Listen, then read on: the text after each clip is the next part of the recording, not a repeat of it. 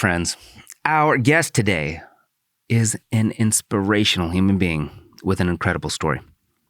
She has witnessed, personally, 2 different out-of-body experiences related to life elements of extreme trauma.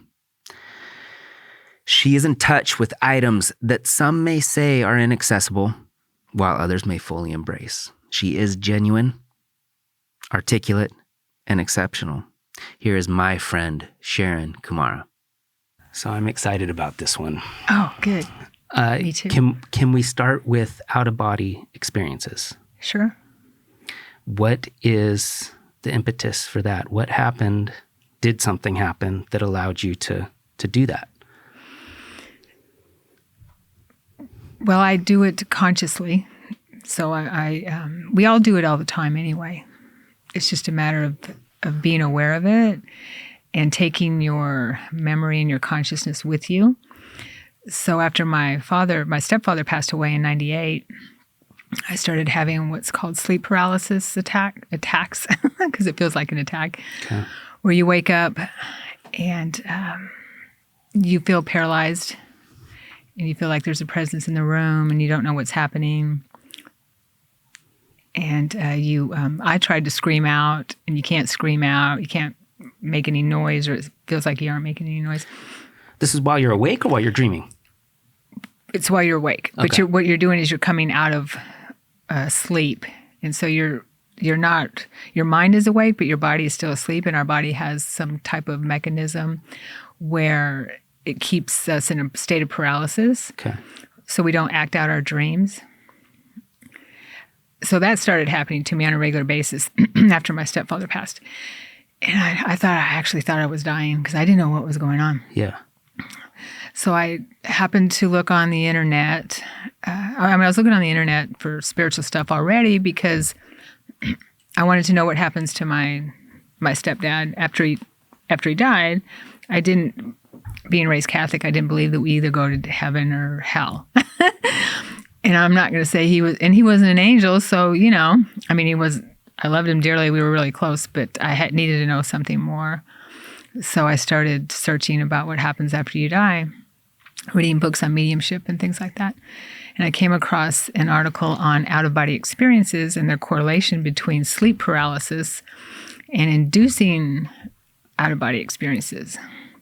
And in the article, it said something about if you take your consciousness with you, your waking consciousness with you while your body is asleep, you can contact your loved ones. You can contact your guides. You can travel around the universe, all kinds of really cool stuff. And so I'm like, oh, this is what I need to do. I want to make sure Dad's okay. And I started reading every book I could get my hands on out-of-body experiences. This was around 1999. And so I started trying to induce them consciously, and it took me about 4 weeks to be able to do it. And then can you explain how you do it? You're just asleep and then you talk to yourself? Well, you're not really asleep. You're in a very deep trance state. Okay. You can do it from the sleep, like from a lucid dream, where you wake up in the dream. Yeah. And you realize that you're dreaming, and then you can induce an out-of-body experience, meaning that you can travel the objective reality. Okay. A dream is subjective, sure, normally, whereas an out-of-body experience is known and thought to be more objective, where you're able to interact with the objective world, the constructive world that we've But you're still created. Always in your mind, aren't you? So you're still creating the universe, aren't you? Because it's within you. The whole world is within us, yes. Yeah. Yes. Okay.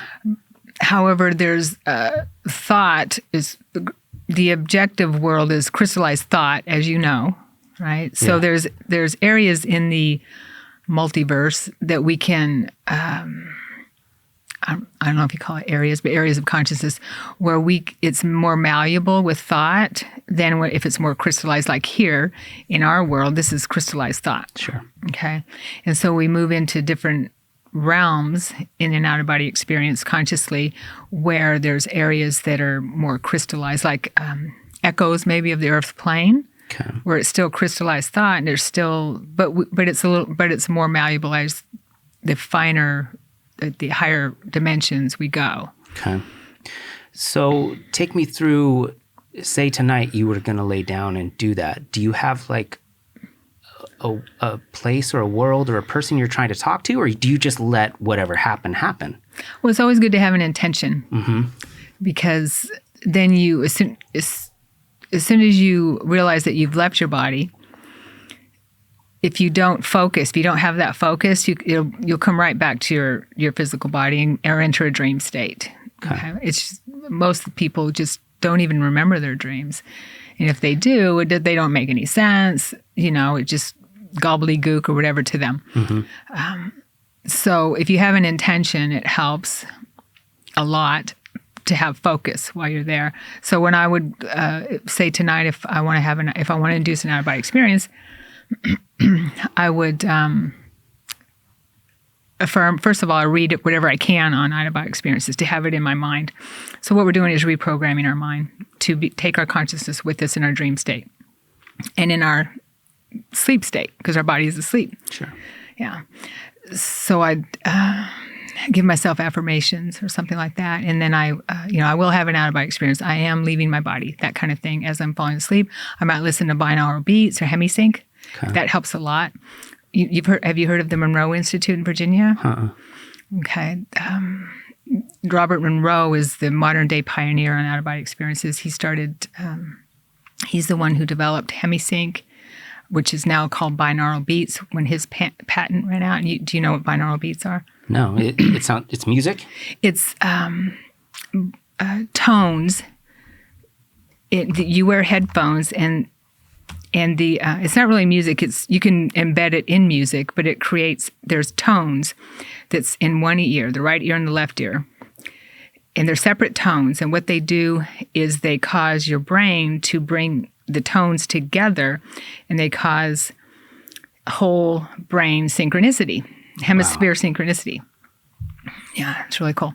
And how did he even figure that out? Was he just testing and then he had some epiphany? He was working with other people to figure, I believe what he was doing, because he's written 3 books on his out-of-body experiences and his technology, just trying to find how to expand consciousness, that type of thing. He was, I believe he was a radio broadcaster, and he was also an airline pilot, and he did, not professionally, but he flew airplanes.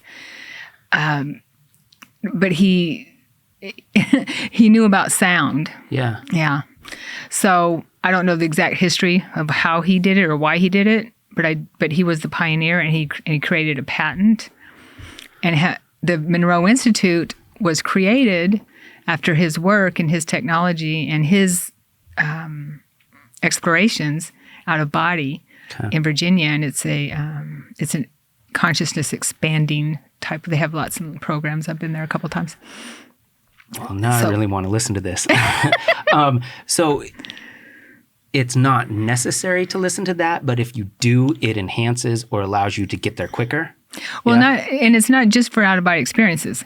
You can use it for ADHD. You can use it for focus. If you need to take a test, there's all kinds of music enhanced, Hemi-Synced enhanced music or binaural beats. You can find them on YouTube too. That you can use for all types of things, for spiritual feeling. It's kind of like hypnosis when you listen to it, and with subliminal kind of thing where you listen to it that way. Binaural beats there's some binaural beats that are meant for just certain things that you want to enhance or overcome. Okay, cool. Yeah, I'm going to totally look that up. That's awesome. Yeah.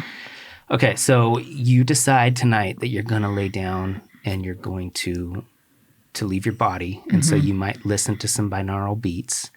And then, what is the process? Do you just, you can finally kind of step into it and then you're like, there it is, and you grab it and you go?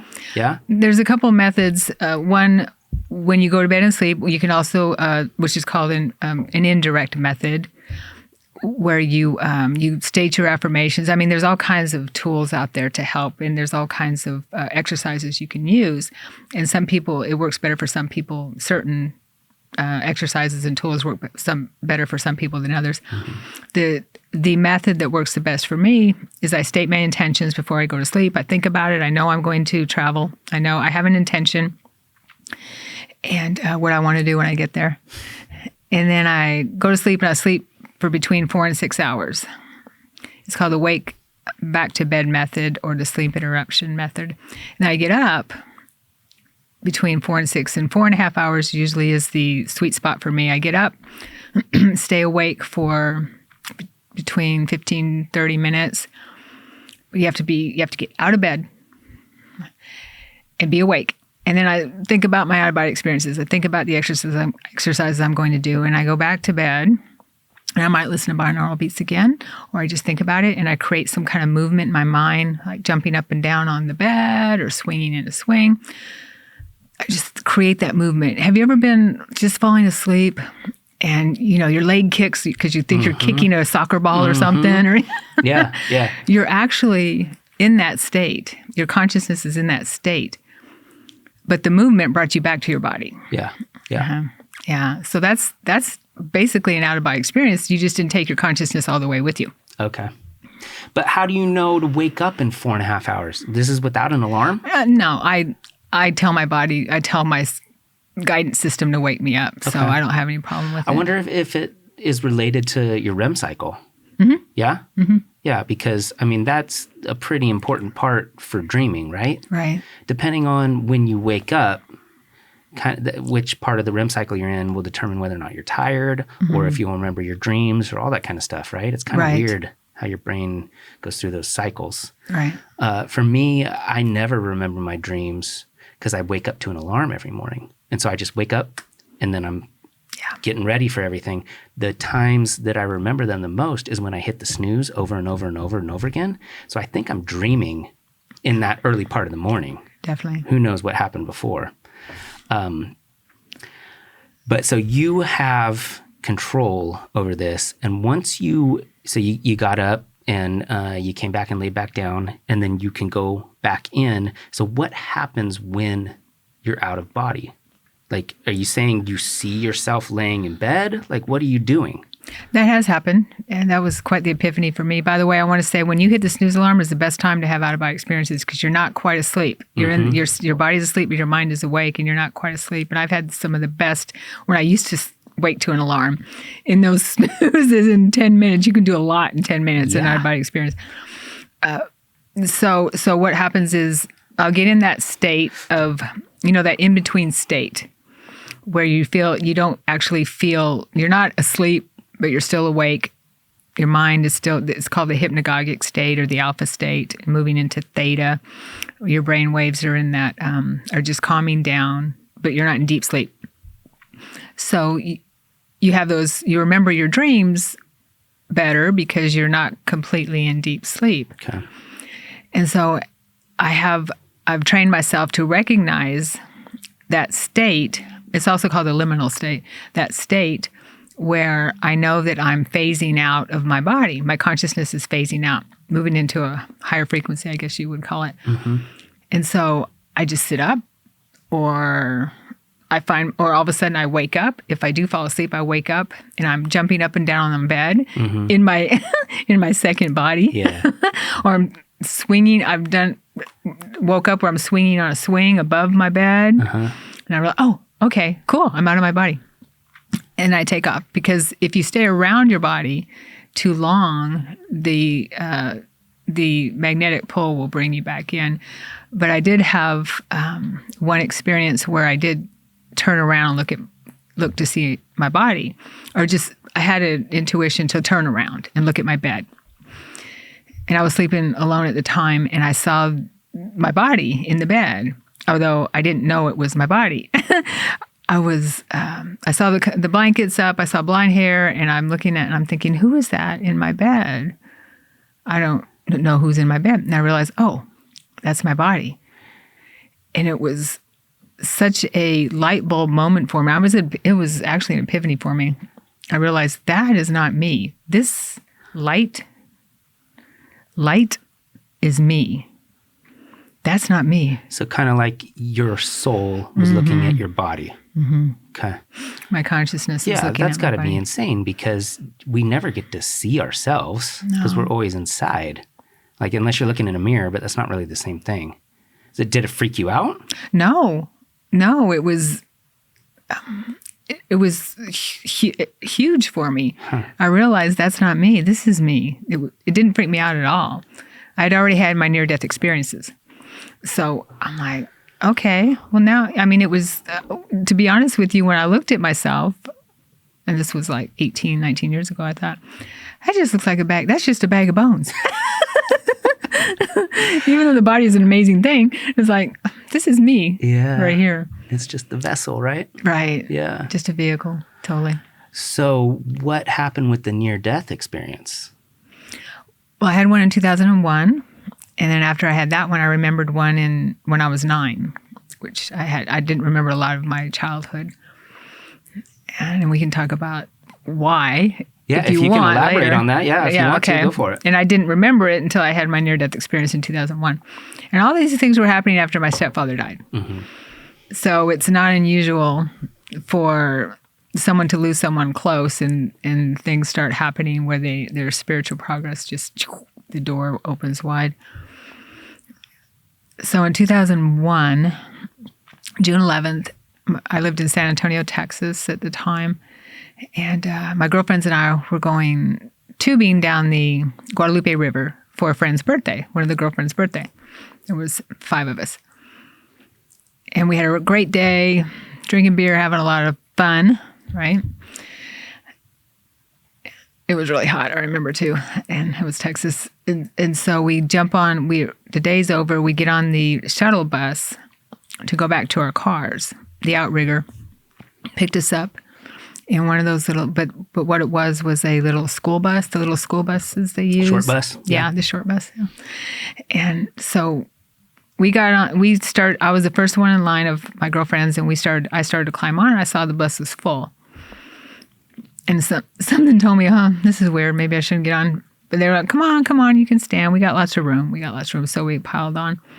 And we stood in the aisleway, and I was up against the back door, and the bus was pulling a trailer that had all of our ice chests and all the inner tubes and everything. And as the bus driver's driving down the road, he's switching gears. It's a really old bus. And the back door flies open, and I fall out as he's driving down the road. Yeah. And I remember that part of it completely is I fall out and I hit my back on the trailer hitch. I bounce off the trailer hitch, bounce onto my back under the trailer, bounce from on my back to my side, and the trailer runs over my head. Jesus Christ. Yeah. And that's when I popped out of my body. When the trailer ran over my head. Yeah. And I remember thinking, and I saw this big bus coming toward me. I remember thinking, because I'm up here, just like an out-of-body experience. An out-of-body experience is just like a near-death experience, except it's not caused by trauma. It's conscious. You know how to control it. Sure. And I'm looking down and seeing this big bus coming, thinking, I hope that bus doesn't run over my body. That would really make a mess. And I'm also thinking that this is really going to ruin my day for my friends. It wasn't a big deal to me because we've done it so many times. I'm thinking, here, okay, all right, I'm done. This is really going to ruin the day for my friends. Here I go. We had such a good day, and here I go and die on them. You were less concerned about being dead than how it would affect your friends. Exactly. Yeah. Yeah. So what did you see? Did you see like your head open? And what was the scene as you were standing there? The scene was the bus was driving away and then stopped. And I saw the other cars coming and they stopped. Thank goodness the bus didn't run over my body. That would have been a lot harder to repair.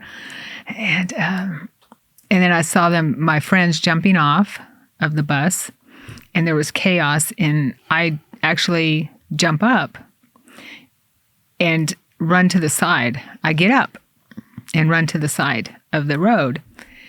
And I'm thinking, I don't know if I want to watch this anymore. And I turn around. Something tells me to turn around. You as the soul, as the Right. light, you turned around. Yes, yeah. And I'm watching this scene. For some reason, I'm watching this. And I turn around, and my dad is back there. He goes, "You can't stay here." And I'm like, "But I want to. I want to stay here." And when he goes, "No, it's not your time." And as soon as and this just happens in probably a couple seconds. I don't know. I know that it happened there for a long time. And I look past him and I see this tunnel as I'm walking down this tunnel. It feels like I'm moving down the tunnel. And I see people in it and they're looking at me. They're not smiling like, happy to see you. They're more like deadpan, kind of like it's, I don't get really any intuition from them, but I recognize them as family, ancestors. And they were all dead. Yes. Okay. Who I knew here. Yeah. My mother was still alive here. Who I recognize them as ancestors here, and I recognize them as ancestors that I didn't know here. And I'm feeling like, okay, it doesn't feel like a big warm welcome, homecoming. And then I see this sun, like bright light further down, huge, bright, golden, white sun. And I see a being walk out of it. And I recognize him as he moves closer as Jesus, who I call Yeshua. Yeah. Were you religious at that point? Not at all. I was actually the opposite. What did he look like? He's light. He was light, but he's wearing a robe. He had a sash around it.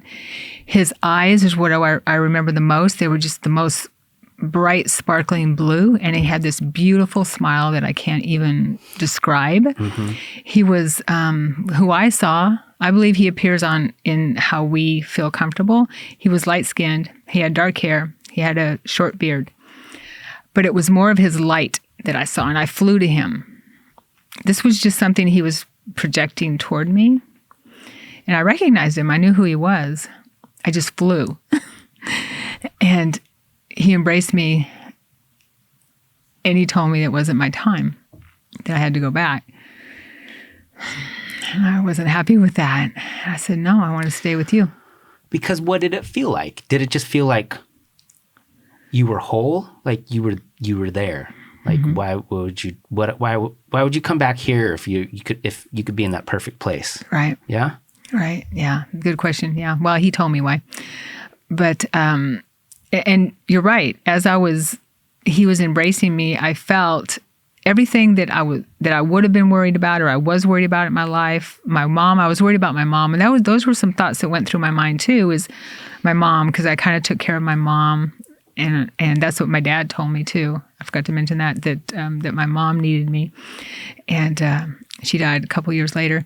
But that anything I was worried about just disappeared. Just being in his embrace and being in his light with him there. And I remember his laughter the most too, because when I said I don't want to, he chuckled, he laughed. He said, "You don't have time to go back." And I got this, what he said was, "You still have a lot of work to do." And I was just starting to wake up spiritually. So I didn't know what he was talking about at the time. It's a pretty crazy scenario to be in. Yeah. So what he did was he asked me if I wanted to if I wanted to go on a journey with him. And I said yes. And so he took my hand and it, like I said, time there isn't very different than here. And so he took my hand, and as soon as he took my hand, we were flying. I don't even know if we were flying, just zooming through the universe. Okay, I can't say where or how. I just remember these lights going by, And then we're above a planet, another planet. It's a water planet. I recognize it as a water planet. I get emotional when I talk about these. And when he takes me down, first before that, I realize that I can connect. I am connecting to the body of the planet itself, the planet, like Mother Earth, the spirit of the planet. From that point of view where I am, I'm able to connect to the planet, and I felt she has so much love for everyone and every being on her body. So I have that awareness of who she is as a sentient being, the planet herself. So did you view Jesus as separate from Mother Earth, or was he like, I am the Earth, it's all the same thing? Like, what was he trying to say? Well, no, what I was feeling was he wasn't the planet. What I was getting, the information was that the planet is sentient and I can connect to the planet. Okay. And then we went down further and further, dropped down in frequency further and further to where I could go from being a mer person, where I have a family, because that's where he took me as well. And we entered the water, the oceans. I could go to being just from a mer being all the way down to a amoeba in my consciousness, all the way back to being the planet. Mm-hmm. So what he was showing me was I had the ability here, as well as anywhere, to move my consciousness and experience all that. And I could go there anytime I wanted. That's wild. Yeah. And this is all in the span of maybe a couple minutes or something? Mm-hmm. And so what happened after that? I mean, before you came back into your body? All I remember is going in, and I don't remember all of it, and my memory came in steps as well. It was way too much for me to remember all at once. Oh my God, I'm surprised you remember all this stuff now. Yeah. I mean, I'm sure it was like unbelievable, but... Well, more comes to me still. It's still. Yeah. So I just remember going into the ocean and meeting my family, which is incredibly emotional for me at the time. And still, and when afterwards, I would, in my meditations, I was able to go back there because he told me I could go visit there. It just got so emotional. They had to keep bringing me back because I wanted to stay, and they had to keep bringing me back. So, wow. Yeah. So afterwards, I don't remember coming back to the earth. I just remember being back in my body, and then I'm actually on the ground at that point. So I remember jumping up in my body, but I was watching it before that. So like you were ahead in time. Right. Isn't that weird? Whoa. I know. That one's hard. Tell me about it. So you like went in the future, did all this stuff, and then came back. Yeah. You appear in your body, and then you got up in real life. In this life. In this life. In this frequency. And ran away. And ran to the side of the road. Weren't you bleeding and messed up? My ear, there was this ear, my left ear, where the tire ran over, was torn apart, so they had to glue my ear back together. Oh my God. My head was pretty much crushed, but I didn't have a concussion. Although in the hospital, they told me I had tire tracks on my head. They joked with me because I have a scar on the right side of my head, and I had a lot of road rash on my body because we were wearing our shorts and stuff, and but no broken bones, just muscle and tendon damage, which I have to maintain in my back. Mm-hmm. I have to, keep up with that. But it was... What did your friends say? Were they freaking out? Mm-hmm. They thought you were dead, yeah? Mm-hmm. Yeah. Wow. Yeah. But listen to this. After that, I remembered having a near-death experience when I was 9. Yeah. Okay. And this was as I was remembering a lot of this and other things.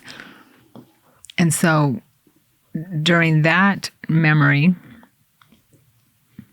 and this is something I didn't remember. I was starting remembering my childhood and filling in gaps, lots and like a whole big gap of childhood, of my childhood. I had a family member that was abusing me. And we lived at my sister and I lived at my grandmother. My parents were divorced, and my mother lived in Texas. This is when I lived in Oregon, by the way. It was in Mount Angel.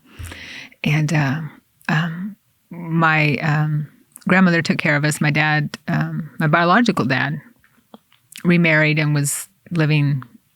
We weren't living with him at the time. And so a family member, and it wasn't my dad or anything like that, it was a family member that was abusing me on a regular basis that would come around. And so we were out in the backyard, and he was chasing me and trying to get me. And I'm trying to get away from him. I'm crawling on the ground trying to get away from him. And I just remember him pulling my legs and then punching me really, really hard, beating me really, really hard. And he punched me right here in the ribs, right there. And I lost my breath. And he killed me, and I popped out of my body again. And I see my body laying there. And I know that at 9 years old, I know that I've died. And this time, I'm looking down, and I feel the impression of someone behind me. I turn around, and it's Jesus. This is the first time. But I didn't remember him until I had the first experience with him, or that 2001 experience. And I turn around to face him, and it was a bit different this time. It wasn't such a big, I forgot to mention, when I popped out of my body, I felt this immense peace that I didn't feel any more pain, because I felt this intense, awful pain for just a second. I had no pain. I had no, it was just this immense peace. That's what I felt with Yeshua, with Jesus in 2001. So there was just so much more going on at that point where I was communicating with him, but I was in what has been called the void. I was in this space of, it wasn't light, it was darkness, but it wasn't dark. It's hard to describe. Mm-hmm. And I've heard people describe it. I actually interviewed a gal on my YouTube channel recently that described it perfectly, and she likes to call it the vast, because I didn't know how to describe it. It's everything and nothing at the same time. Okay. Yeah. So I felt that immense peace, and that's when I felt this presence, and I realized and turned around and realized it was Jesus, and he's kneeling in front of me, and I don't remember being anything that we're standing on or anything. He's kneeling in front of me, and he tells me, you don't have to go back. He calls me my child. You don't have to go back. You've suffered enough. And I tell him, but I want to. I have too much to do. I was aware then. He told you when you were 9 you didn't have to go back, but then he told you in 2001 that you did have to go back. Huh. Okay. Yeah. So the information I got was that at the age of 9, I could reincarnate and come back to be here and do my work here, not just for the people I work with, but for myself, to clear all the stuff that I needed to clear for this soul and help the planet, or help humanity as much as we can. Because a lot of us are here, as you know. You're here during this time that's never happened before. And so if I had actually died when I was 9, I had time to reincarnate and come back and wake up earlier. I woke up in my 40s. But in 2001, I didn't have time to reincarnate and come back and do that. Mm-hmm. Yeah. So that's why he said, no, you really need to go back. But you had no recollection of that experience or any of the abuse until after 2001? Right. Your brain just repressed it. Right. I had suppressed it, but I felt something in myself. I would have dreams that something happened, but I didn't know what or who. I didn't know. Yeah, that stuff is so scary, and I hear it more and more and more that people have, your brain doesn't want to deal with certain things. And so rather than like think about it and process it, it's just like, let's just erase it. It didn't happen, but then like you still carry it with you. It's going to come out at some point. Well, let me tell you the kicker. As these memories started coming, and they started coming up to the surface. I mean, I could feel the pain. I could smell the vomit as I was processing them. My consciousness my subconscious was allowing my conscious mind to process them during my meditations with Yeshua right there, Jesus right there with me the whole time, helping me. I saw during these meditations and remembered actually extraterrestrials helping me out of these situations, or I would have been dying. He was trying to kill me, basically. He would have kept killing me. This family member. Mm-hmm. So what are you saying happened? Some otherworldly thing helped you get away from this person? 3 extraterrestrials, Grace, helped me during these situations. They took me and they healed my body. How did this happen? Well, it happened more than once where, and what I was reliving, because it's more like a reliving without the intensity of being there. I mean, it's still intense, but not the complete intensity. Where I'm young. This was I remember one very vivid. We're on a camping trip with my family, and he's there, and he's doing, abusing me, and I see this bright flash of light, and these 3 beings show up. What I do is, I'm interrupting myself, but when I'm being abused, I go catatonic. Okay, I end up going into a coma type of thing. So they show up, and I see him. There's this little shimmery thing, he just starts to vibrate, and then he's paralyzed, and he doesn't move. And I see this from out here rather than in my body. I'm watching it from a second value, up here, out of body. Sure. Yeah, that's where I'm watching it. I'm watching this whole scene. And so they take me and they walk me to this little ship, and they repair my body with this wand. And I remember the smell of it. There was one of the extraterrestrials I felt female, and I felt very close to her. And when I talk about them or think about them, I still feel their love for me, a connection to them. But they would heal my body, and she would sit there with me, and she'd stroke my hair. And there was this wand. I'm going to say was that about 1.5 feet long, something like that is what I remember. And it smelled, and it could be a screen smell, but it smelled like lilacs to me. Something pleasant. Mm-hmm, yeah. And it was purple. And so they wave that over my body and heal my body. And then I'm back. Did you ever talk to this person? No. He was at my dad's funeral, and when the memories were coming up, my biological dad, not my stepdad, my biological dad, and I did have visions that he would be there, and it would come up. But let me tell you something that's really, really cool about the whole thing, okay? During my meditations, Yeshua kept telling me I need to work on forgiveness. Not that I was angry or anything, but obviously that's something that needs to be worked on. So he gave me a meditation for it, and it didn't take. I'm going to say after 5 or I don't know how many, but a few meditations, I realized that there was nothing to forgive. He and I made this agreement. You and the person? Yes, because we were experiencing a lot of past lives together. Because I was also remembering all my past lives. Not all, I don't know all, but all the ones that needed to be healed. I was remembering those. Jesus was working with me to remember my past lives and heal the trauma. So I remember that he and I had chosen, I know I'm getting way off topic here, but it's kind of together. That's right. I saw and experienced a lifetime where he and my mother and I were together in a lifetime way back when. And my mother was a regent of some Italian community.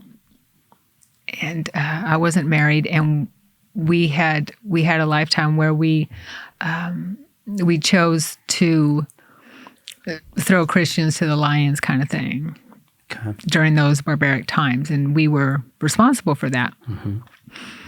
So, in order to complete that karmic loop, we chose for the relative in this life to close that loop for me. And what he did was we ended up having an arranged marriage together, and he wasn't a nice person. So he ended up killing me and my mother so he could be the king, or the alpha, throwing us to the lions. Yeah. Okay. So that was the karmic loop was completed in that lifetime. We come here to experience. That was something I guess we wanted to experience. We obviously wanted to experience. So, okay, well, we did that. Now let's move on to something else and maybe something a lot better. So what happened, though, is I got stuck in that experience, in the trauma of it. And I was not able to bring that experience into my soul memory, into the wholeness, the light. I hadn't really heard or traveled down the path of past lives and that stuff until I met Andrea, and she kind of opened my eyes on that. Mm-hmm. And I'm not quite sure where I'm at with it, but I think it's fascinating because I don't understand why, if the theory that you die and you become something else, and she believes that you choose your parents, and everything is when you die and you go back up, it's a conscious decision of where you're going to go next so that you can learn something. And it's so painful to think that you could go up and say, I'm going to become this little girl, and this person that I care about is going to punch me in the stomach until I almost die. Yeah. I don't know why. I don't know what you can learn from that. I mean, that's affected your life in a number of ways. It seems so painful to allow something like that to happen. Yeah. Well, let me tell you what I learned, okay? Okay. Hopefully it'll make a little bit of sense because I understand what you're saying. Mm-hmm. So I realized that because I hadn't retrieved that part of myself in that lifetime and brought it into the whole, because we're here and what I've learned is that we are God expressing source, whatever you want to call the infinite intelligence, through these physical bodies. We're expressing, and we're here to experience the good, the bad, the ugly, whatever, all of it. So I hadn't brought that experience into the whole. It was still scattered, fragmented. So what Yeshua taught me was to bring those in. So what happened was he agreed with me in other lifetimes to experience the same type of ending. Need to get a Kleenex, sorry. Yeah, sorry, I don't have any out here. That's all right. I brought my own.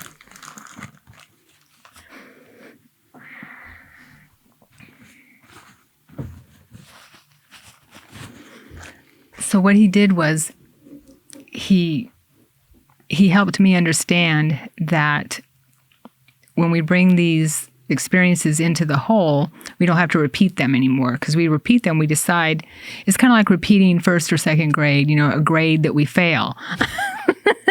Okay, I didn't bring that in, so let me try something else to hopefully where I have the awareness to where I can bring that into the light, bring that into the whole, that experience, and it's not fragmented. It's called soul retrieval. Mm-hmm. So I saw all these lifetimes. He was responsible for burning me at the stake as a witch once, and I saw that very clearly. So there was lifetime after lifetime up until this lifetime. So I realized, wait a minute, he loves me more than I could even imagine, because he agreed to, I got the better end of the deal. He agreed to lower his frequency so much in lifetime after lifetime after lifetime to be this really awful person. And that's, so it was the agreement, the contract that we were able to break together, because I was able to heal it and forgive it. And I realized there's nothing to forgive, because now he's released from that contract between us, and he can move on to raising his frequency and moving his progress up, because he's not a happy person at all. I know some about his family and everything, but I realized I'm a lot better off than he is. It's a very positive way of looking at it, for sure. So what do you think happens then? You just keep fulfilling these shitty contracts until eventually everything is just perfect, and then it's just like utopia? Where do we get? Where do we go? And then we start over. Then we start over? I don't know. I wish I had those answers. I just know that if we have traumas and we have blocks, because this is part of the work I do, a big part of the work I do, if we have blocks and trauma or areas in our life that we can't get past, it's because we have experiences in our past lives that have contributed to, that we've brought forward because we haven't healed them at the time. Yeah. Yeah. Yeah, it's brutal. So you didn't believe in Jesus, Yeshua? I believed him. I just didn't believe that he was what the Bible taught or what the Catholic Church taught, that he's on this pedestal and we can't reach him. We have to talk to a priest in order to get to him, and that God was all judge. It was, that we should fear God. I knew there was I knew there was a God or some form of God. And I knew that there was probably some pretty powerful beings that were watching out for me, or I should have died a long time ago before that. So how did your life change after you fell out of the back of the short bus and had your head run over? That's insane. Well, what happened after that? Did you just become a monk? Did everything change, or was gradual? What happened? Well, I could have become a monk because all I want to do is meditate. Yeah. Yeah. I told people I could sit on a mountaintop and just meditate 24 hours a day, definitely. But, it did change a lot. I went through a quickening, which I call it a quickening, which what I understand is where it's a Kundalini awakening, which I didn't know what was happening at the time, because this was 20 years ago and nobody was talking about it. I didn't have anyone to talk to about it. My family didn't understand what was going on.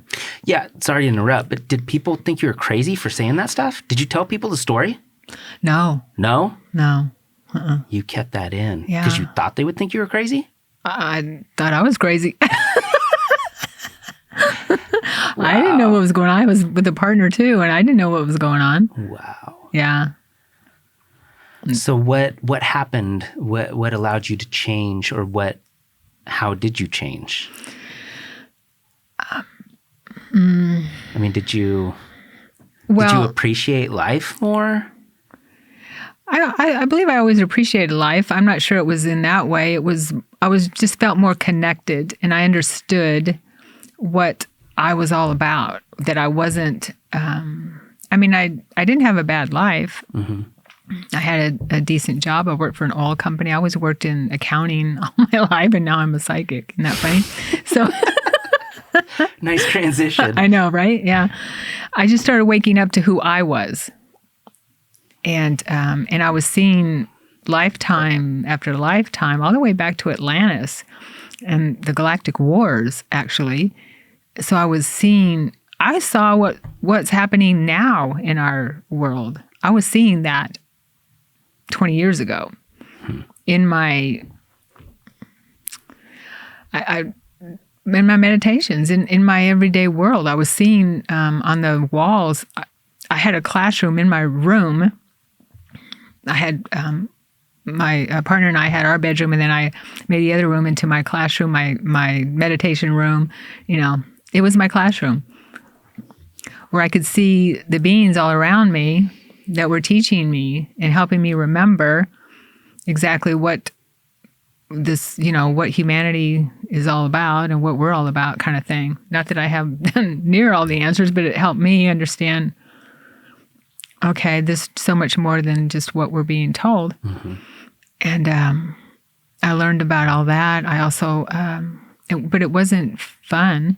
I wouldn't say it was fun. It was hard. It was really hard because, I mean, I'll admit I spent a week in the psych ward. Mm-hmm. Because of this event, and you didn't trust your brain or something? Because I had one pinky toe in this reality, and the rest of me was in the other planes. And I found out that the people in the psych ward are the sane ones, where I was anyway. Okay, it wasn't the heavy duty one, you know. It was just. Wouldn't that be the worst thing ever if we found out that, air quote, crazy people were just better in tune with what the reality was? I think it's true. That would be nuts. We ostracize them, put them in straitjackets and padded rooms, and maybe they have the answers. It's been happening. Yeah, sorry, but it's been happening throughout history. What was that like? You were there for a week? It was nice. It was fun. I'll go back next weekend. It was a vacation. As soon as I walked in there, I'm like, oh, this is the ninth dimension. Look at this. These people. We were communicating on a much higher level between the, the patients or whatever. We were communicating on that level. And what we were saying in our, was speaking was not what we were communicating telepathically. There were masters in there, and so it wasn't. It was fine. It was like a vacation. At one point, the nurse was wanted to give me wanted to tell me something or talk to me, and I was having a telepathic communication with my, because I was communicating with galactics or extraterrestrials at that time. And I remembered that I have a husband on the ship. And I said, wait a minute. I can't hear my husband while you're talking to me on the ship. Okay, so can you just wait a minute? And she looked at me like, oh, okay. Here's your pills. Another one of them. Yeah. But I fought them to give me pills because I thought I was going to lose my connection. Because that was the only thing that was keeping me sane, I guess you could say. But I needed to find balance. What happened was I didn't have balance. And I realized that all that happened for a reason. And I made a couple of good friends in there. You know, we didn't keep in contact after, but there was an amazing artist. His name was Garp, I think, is the name he went by. And oh my gosh, I have a couple of his drawings that he gave me. He was amazing. So we got to sit. It was like being in kindergarten again. You know, we got to sit and do art. They played music, or we can dance or whatever. The worst part of it was the group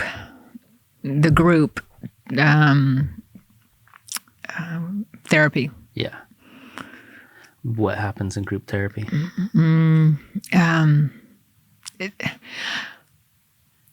It just the therapist, I felt, and we all felt, didn't know what the heck she was doing. For one thing, I feel bad for her now, but when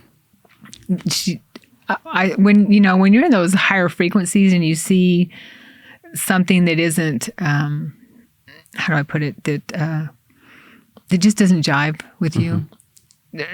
that frequency of her therapy was just really low vibrational, where it was talking at us, treating us like children, treating us, less than, that kind of thing, instead of treating us like intelligent adults. So that was difficult to sit there and not say anything. Yeah, I mean, that's an important position to be in if you're trying to evaluate and help humans and you suck at your job. Like, it's not like being a shitty bus driver. Like, right. Yeah. Well, isn't the difficult thing about a mental ward or a psychiatric hospital where you can't get out on your own volition or your own accord or whatever? Like, they have to discharge you, right? So isn't that, like, how did you achieve that in a week? Because I came down to reality, or I balanced out. Yeah. And so you went to them and you said, "Hey, I'm cool. Let me go." And they're like, "Okay." No, you have a one-on-one, I think, every couple of days. I mean, this is 20 years ago, but every couple of days you have a one-on-one with the psychiatrist who I felt she knew better than the therapist about things. But so we have a one-on-one, and then they make that decision. And she made that decision after a week. So this was shortly after the accident. It was 20 years ago. Yeah, it was. No, it was about 18 years ago. Yeah. So it was right after my mom passed. She passed in 2003. So that'd be about 19 years ago. It's a lot of trauma in a few years. Yeah. So you were an accountant for an oil firm, and then this happened, and you kept investigating this route, and then that allowed you to become what you are now, which, I mean, what would sleep therapist? I don't even know what to say. What do you consider yourself now? The only thing I can think of is, what I use is psychic medium. Okay. I'm also a hypnotherapist, and I specialize in past life therapy because I see how it helps people. I've been doing it for 15 years. Okay. Yeah. That's such a cool transition. Yeah. So then people that want to work with you, you don't have to give like specific details, but they come in, they know something needs addressed, and they ask you to help them go to sleep and have an out-of-body experience so that they can try to figure out what that thing is. Is that the deal? No. Okay. No, I don't use out-of-body experiences in my therapy, or in my, not therapy, but in my work. Okay. We have a counseling session, spiritual counseling session, okay? Unless there's hypnosis involved. But usually it's an intuitive counseling session where I'm able to tap into their records. They sit with me. I'm able to see their past lives and bring forward any kind of trauma that has not been brought into the whole, that's fragmented. Sure. I'm able to see them on an energetic level. And so we work together that way. And I also am able to connect to departed loved ones. Okay. Because my mom started talking to me after she passed. She actually helped me tremendously after she passed. Yeah. In what realm? In the sleep realm? No, in this kind of realm. I started using a spirit board because when she was alive, she wanted to talk to my stepdad on a Ouija board. Her friend was a psychic, so she said, "Why don't you get a Ouija board?" My dad left a voice message on her answering machine. Sorry. Remember when we used to have answering machines way back when? You're too young. No, okay. I remember. So he left a message on her answering machine. So she's like, well, I want to... She was very open, but she wasn't... she had her stuff. She wasn't spiritually aware. She didn't have enough time here. She was sick, ill. So she wanted to communicate with Dad. So we got a Ouija board. And we started talking on the Ouija board. And spirit boards get a bad rap. They're just another tool to communicate with spirit. And they should not be sold as toys, for one thing. Well, yeah. I mean, a lot of people will dismiss them And you're saying that they can be accurate? Well, as long as you don't buy them from Target? Well, it doesn't matter where you buy it. It just matters what you use it, how you use it, and that you know what you're doing. Yeah. I wouldn't suggest children use it. Yeah. For gosh sakes. Yeah. You know, because you're opening a door to spirit. So you need to know what you're doing. So we communicated, and it just so happened that when I had my hands on the planchette that moves around the board, it was moving like crazy. And we were and I knew we were communicating with Dad because he was answering like only he could answer. Mm-hmm. So when Mom passed, I bought an angel board, spirit board, with a big angel on it. It's similar to a Ouija board? Same thing. It's just a beautiful wooden board. We can use this as a spirit board. Okay. Anything that, you know, that you can put energy into. It's like table tipping and stuff like that, which is a lot of fun, by the way. And so it's a beautiful, big, beautiful board, probably about that big, and it's got the same letters on it, and you know, beautiful artwork and a big angel. And so I use that, and I sat outside in my backyard every day and talked to Mom on my spirit board. So what allows anything to happen? I've never used a Ouija board. What allows... You're saying the person doing the thing has to have some sort of connection. Mm-hmm. Because we're channeling, basically. But how, like if I got one out and started using it, would I be able to tell if I had some sort of connection?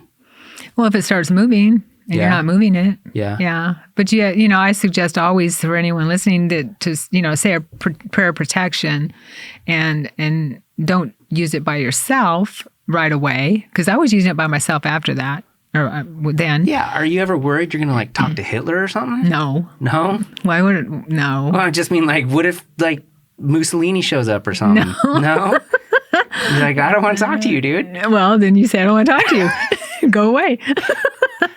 Yeah. But you can feel it. You can feel, you know, if something's negative. But once you start working with spirit, especially, you can feel when something's negative and when something isn't. The only time that I ever felt anything negative is when my mom's friend, the psychic, who was having a lot of trouble in her life, ended up on the board with us, and I felt a negative spirit come in, and she got off the board right away, and then we cleared the space and didn't allow that spirit. But that's the only other time, and I've used the spirit board thousands of times.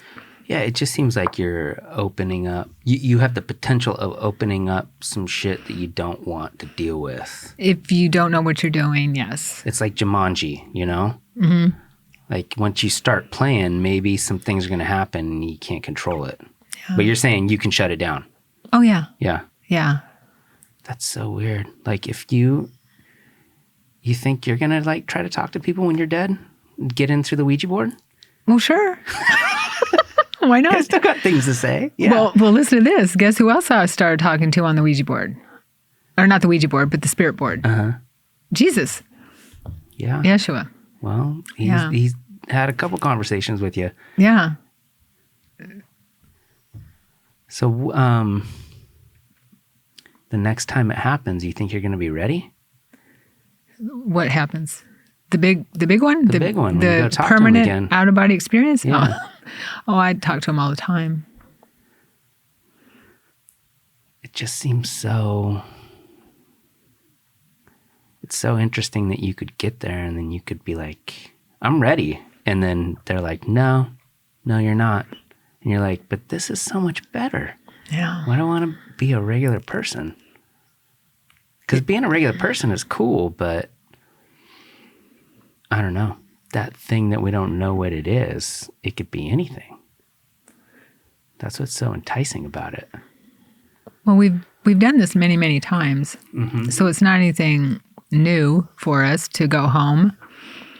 Yeah, but you know what's weird is that we have a way better understanding of science and reproduction and bodies and anatomy. Like we understand so much more about everything. We know how to cure AIDS.